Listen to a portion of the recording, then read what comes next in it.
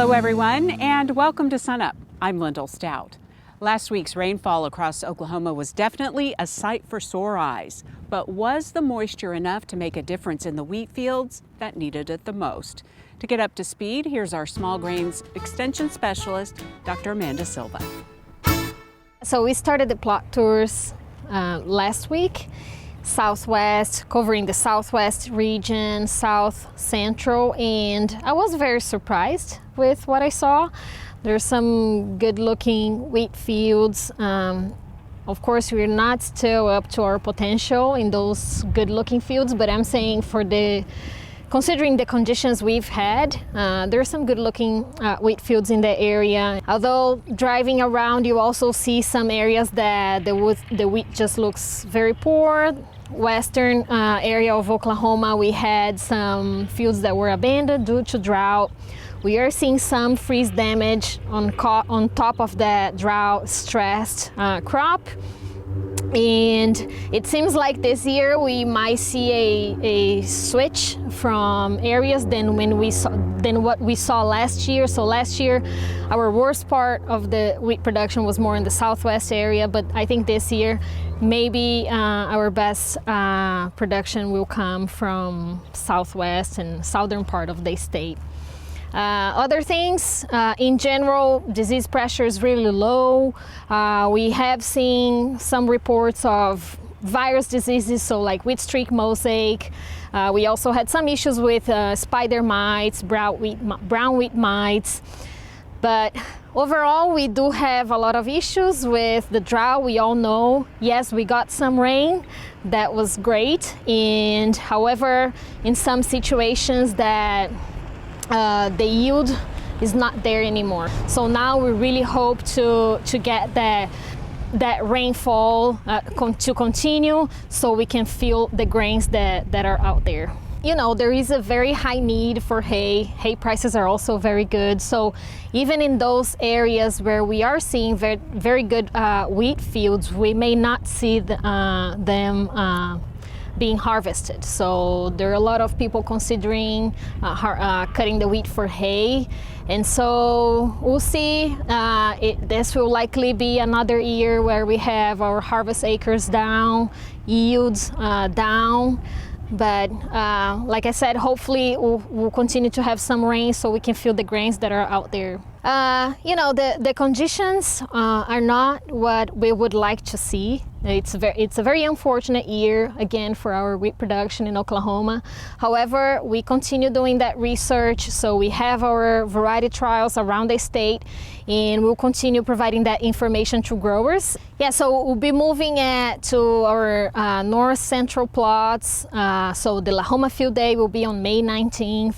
We'll also be at Northwest Panhandle area, so we still have a lot more to cover, and I look forward to seeing everybody there.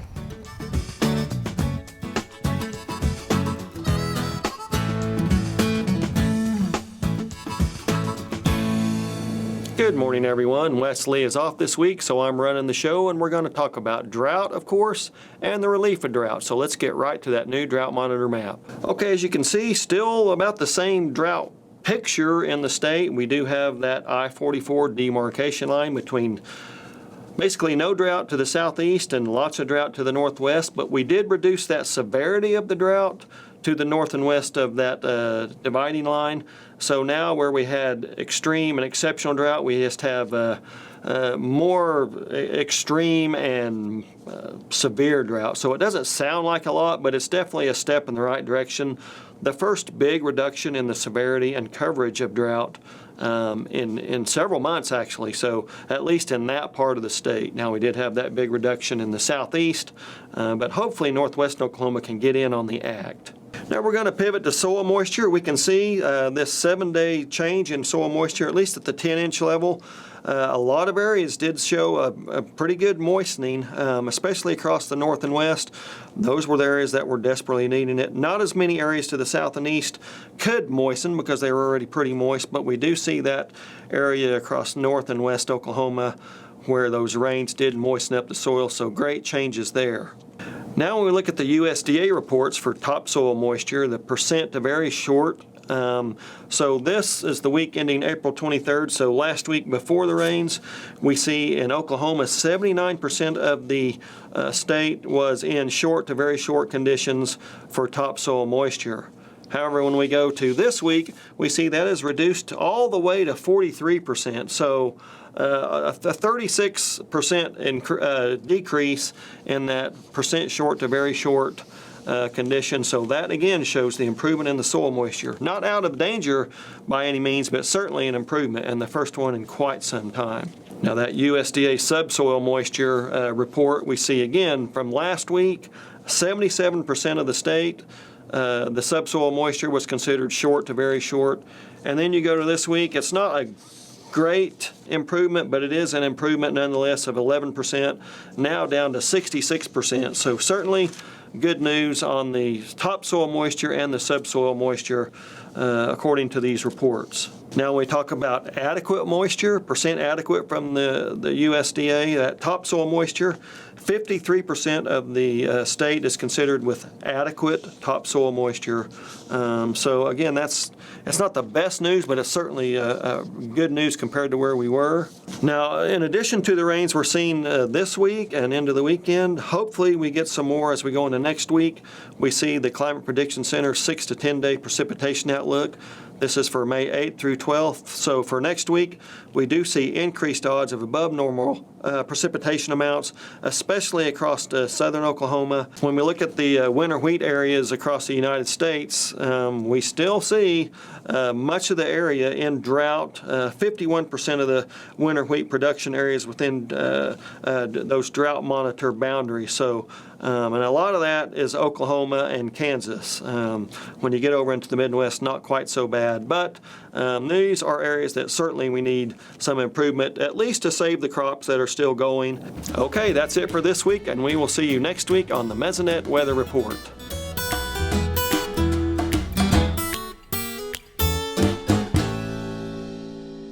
It's time to check in on the cattle markets with our livestock marketing specialist, Dr. Derrell Peel. So Derrell, how are the cattle markets looking now that May is officially here?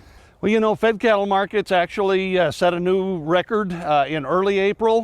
They've pulled back a little bit. That's kind of a seasonal peak probably. And normally we would expect to see them drop a little bit into the summer, towards the end of summer, Labor Day, and then go back up. I don't think they're going to drop very far this year. Given the underlying support in the market, the supply fundamentals, they'll probably kind of move more sideways, I think, for most of the summer. They may drift a little bit lower. And then this fall they're going to take off again and, you know, very likely move to even new record levels. So are feeder cattle prices higher than normal?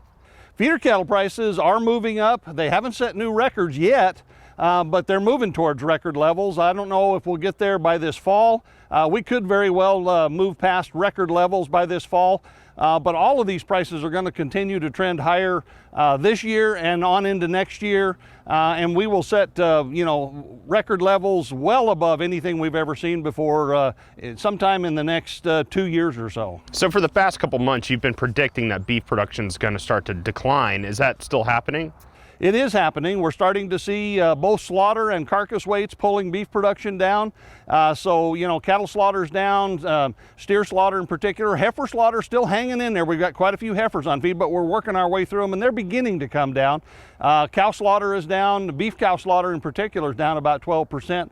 And carcass weights across the board are lighter this year compared to last year. So for all of these reasons, we are starting to see beef supplies tighten up. So how are consumers going to be impacted by all of this? Well, you know, certainly sounds like tighter supplies implies higher prices, and I think that's probably what's going to happen.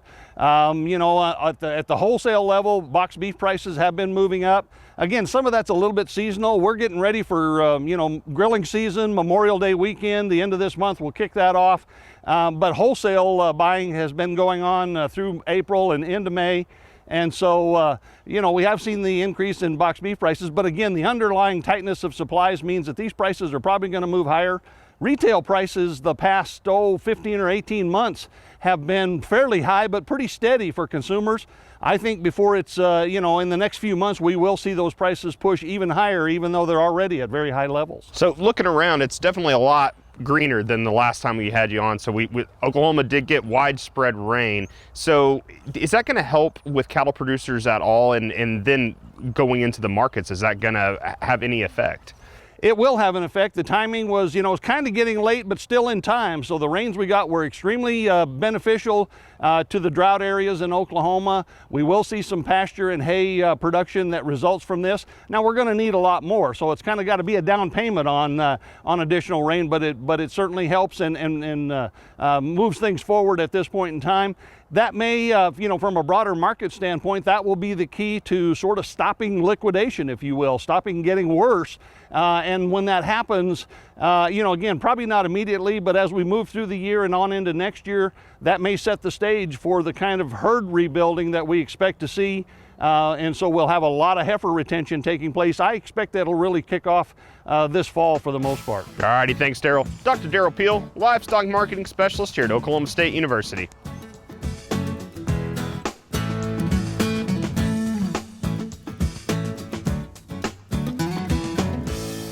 Dr. Kim Anderson, our crop marketing specialist, is here now. Kim, the big news this week is Oklahoma's wheat production estimate is out.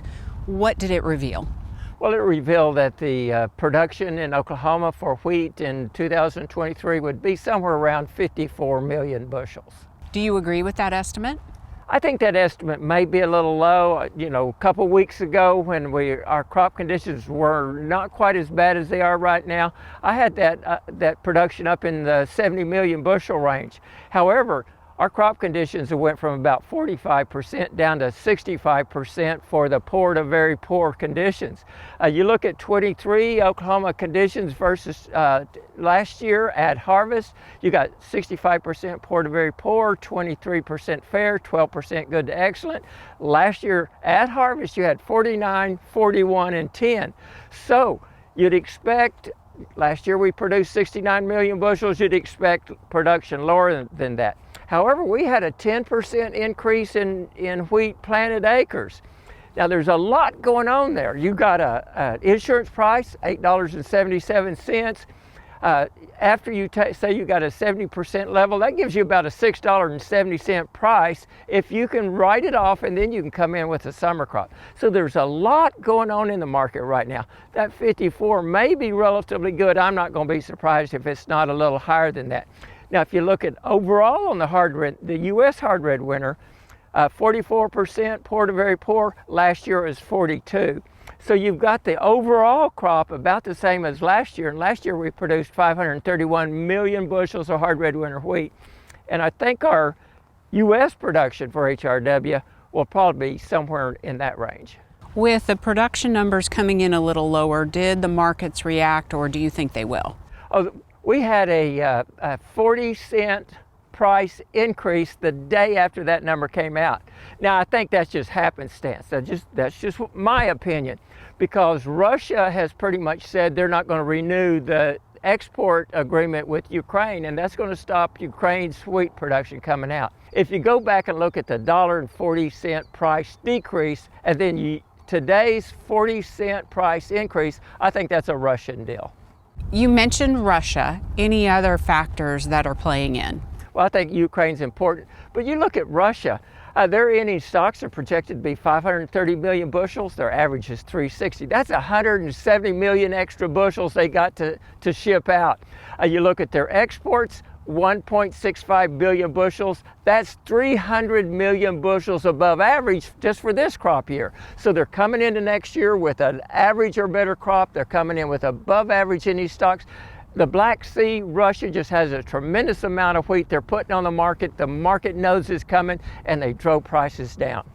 We talked a lot about wheat. What about the other crops? Well, if you look what went on with corn, you go back a couple weeks, you could forward contract corn for $5.50. It fell down to $4.90. I think that's the rain. I think it's improved conditions and what's going on in South America with Brazil and Argentina. You look at soybeans, they fell off a little bit, but they're wallering around down there around $11.80, $12. Not much happening in beans, but I think the beans and the corn got those lower prices over the last couple of weeks because of the rain and improved growing conditions. Well, lots of information, lots of details. Kim, thanks a lot. We'll see you next week.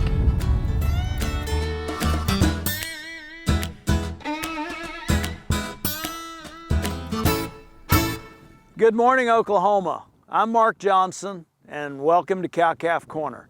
This week's topic is grass fever and the spring checklist, or maybe we should think of this as spring fever and the spring checklist. And the point is that in the last few days, virtually the entire state of Oklahoma has had several inches of rain. It's been direly needed in the cattle business in a lot of different ways. And it's the time of year when the grass is greening up literally by the minute. We can watch grass grow right now after such a prolonged dry period that we had. We can look around and see that our ponds are full again. And it's really easy in the cattle business to let optimism overtake you. And I know myself, I'm personally guilty of wanting more inventory and thinking about stocking. And in that instance, I remind myself to just not so fast. And so this week, we're going to talk about a spring checklist. We're going to talk about operating our cow-calf operation like a business. We got low cow inventories. We got really good cattle prices. We know these low cow inventories are going to contribute to continued really good value for all categories of cattle.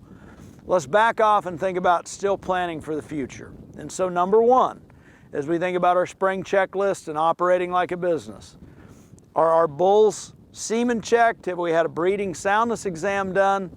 And have we got ample bull power on hand as we think about turning out bulls for breeding season so that we get a calf crop born early in the calving season by next spring? Number two, have we got, if we're planning on estrus synchronization, maybe some AI breeding, do we have all those supplies on hand that we're going to need, the semen that's actually there, the labor lined up to actually do that? Have we actually worked and dewormed? Have we given those pre-breeding vaccinations to our cow herd yet this spring? And are we actually prepared for breeding season in that sense? Have we made plans to actually apply herbicide and potentially fertilizer to those pastures so that we make sure that the grass gets ahead of the grazing pressure? And even though we've got moisture right now and we've got grass growing, are we making sure that those pastures and those desirable grasses get ahead of that grazing pressure and that those pastures have a chance to return to health and give them a chance to recover from this extended period of drought that we've been in? We may not be done with supplemental feeding as of yet. We need to go out and assess the body condition score on our cows, on our heifers. Are those replacement heifers actually at a target weight where we need them to be at the beginning of breeding season? And so the feeding may need to continue to kind of coincide with the preservation of those pastures and deferring the grazing pressure off those for a while. And other things we think about longer term, we know we're short on hay stocks. Really, it's not just something in the state of Oklahoma. It's bigger scale across the country. And so we need to be making plans now to secure that hay supply for next winter when we know we're going to be back in a situation of feeding cows again. So bottom line, it's not too early to start making plans. The rains have been a blessing. We're very fortunate we got them. We still want to think along a business plan for the sake of our pastures, our cattle, our breeding season, and the long-term benefit to our operation of securing supplemental feed and hay supplies long-term and farther out. I hope this helps. And we're blessed by the rain. We're optimistic in this business. And it is the time of year to be excited about the cattle business for good reason. But let's plan ahead now for the future. Thanks for joining us on Cow-Calf Corner. As Dr. Silva mentioned earlier, some wheat producers are baling their crop this year to take advantage of high hay prices. Beef cattle specialist Dr. Paul Beck gets us up to speed on this topic. The current drought we're in, even though we've gotten some fairly timely rains, it has really changed the way our economics or thoughts about wheat production may occur this summer. I think our top yields, talking to a lot of our agronomists and wheat producers, have been set, even though we got some rains. And even with good wheat prices, we've got really high hay prices. So the economic consideration on whether to cut hay, your wheat for hay, or harvest for grain really has changed quite a bit this year. At prices we've been hearing of $125 per bale, we have some producers talking about harvesting wheat hay with a yield potential of about 2 to 2.5 bales per acre, when our normal goal for wheat hay production would be about 4 bales to the acre, or around 5,000 pounds of forage. So $125 a bale, you'd need a 35 bushel wheat at 2.5 bales an acre to make up that difference, or to make it more valuable to have your grain. So there's going to be a lot of wheat hay produced, even where we have the potential to have a okay wheat crop. That being said, there's a lot of things that go into feeding wheat hay. It can be a high to moderate quality hay, easily able to meet the requirements of a lactating cow, or if we wait too long to harvest it, it can be fairly low quality with low protein, high in grain, so the shelf life on it would be fairly low, with rodents eating the grain portion, and then you're just left with straw, at the end if we're storing it for very long. Also, when we get wheat hay that's too mature, the awns can cause problems, causing lumpy jaw with cows. So, we recommend that we harvest this hay in the early heading stage when those awns are softer, and it's going to be slightly higher in quality, 12 to 13% crude protein, and mid 50s to high 50s in TDN. So makes a good quality hay product if we cut it at the right stage of maturity. We always recommend hay testing. In this case, we would primarily just look at our standard nutrient analysis, so we know where it fits nutritionally in your system, how it matches with your cattle's nutrient requirements. Should not be problems with many of your toxicities we see with a lot of our summer annuals that won't have nitrates at this stage of production. Really, we just need to look at feeding wheat hay, trying to get it cut early as we can. It takes a little while for it to dry when it's green, so about 7 days is our rule of thumb for getting it dry enough to bale for hay. Timing your harvest in relation to whatever weather events we've got coming is pretty important this time of year. For information regarding testing and analysis of your hay, fact sheets about wheat hay production and feeding, and any other questions you may have on this topic, feel free to contact your local county extension office. Finally, today we find out what makes Jeff Hilst a distinguished alumnus in the Ferguson College of Agriculture. Video production manager Craig Woods put together this story. Although Jeff Hilst has never been a farmer, farming is in his blood. One of my favorite things was I would go to one of our family farms every summer and help with wheat harvest. And although our immediate family didn't have a farm, that's where I really enjoyed being on the farm, being around the people on the farm. Jeff's entrepreneurial spirit began early in life. Right before I was 16, my dad said, you can waste your money that you accumulated mowing yards on a car, I'll co-sign a note and you can buy your first building. And there was only one right answer to that question. Jeff bought a building in Cleveland, Oklahoma, leased to the United States Postal Service. But he didn't stop there. Throughout college, Jeff bought abandoned properties for money he continued to earn from mowing yards. In the wintertime, we would go buy properties on the weekend in college, and we just had a good time. It wasn't a surprise that he decided to double major in ag economics and accounting. But one big draw while attending OSU was becoming a member of the Alpha Gamma Rho fraternity. I got to live in a fraternity where most of the people were very entrepreneurial, very high risk takers. They were all cattle farmers or farmers. So you borrowed a lot of money and took a lot of risk. While at college, Jeff began dating Lynn, a girl he met in 7th grade math.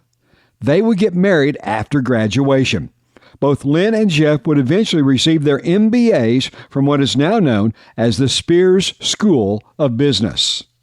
Lynn would go on to have her own career, only recently retiring from the oil company Williams. Jeff and Lynn make a great partnership. They've been together a long time, even predating the time that they were here at OSU as students. And they're very intentional I've seen that as parents. It's really great to see them work as a pair. Jeff is now the principal broker and owner of the Watermark Commercial Properties. We do about 5 different things. We have ownership of post offices in 40-some states, and then we're involved in the apartment business in Tulsa, and then we own quite a bit of industrial property in Tulsa. And then my favorite thing, although it's not in Tulsa, is we're engaged in a lot of production agriculture throughout Kansas and Oklahoma. He's involved in agriculture primarily by acquiring land and then working with producers to rent or grow crops on that land. So it's been fun to see him kind of make that adjustment and develop that interest. And Jeff still has strong feelings about farmers and those who work in ag. I believe people in agriculture, they risk everything every year and take a tremendous amount of risk to feed and clothe the world, and I admire that. I think most people in the city have no understanding of what people in agriculture do to provide the things we take for granted. Jeff and Lynn are helping their alma mater and the next generation of ag producers. They are cornerstone donors for the New Frontiers campaign to help build a new facility for OSU agriculture.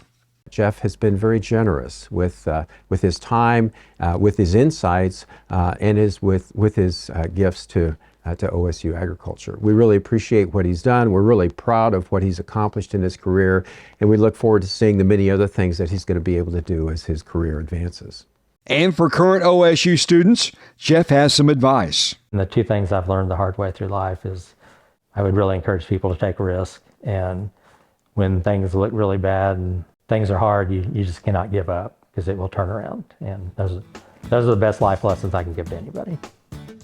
Celebrating Jeff Hilst, 2022 Ferguson College of Agriculture Distinguished Alumnus.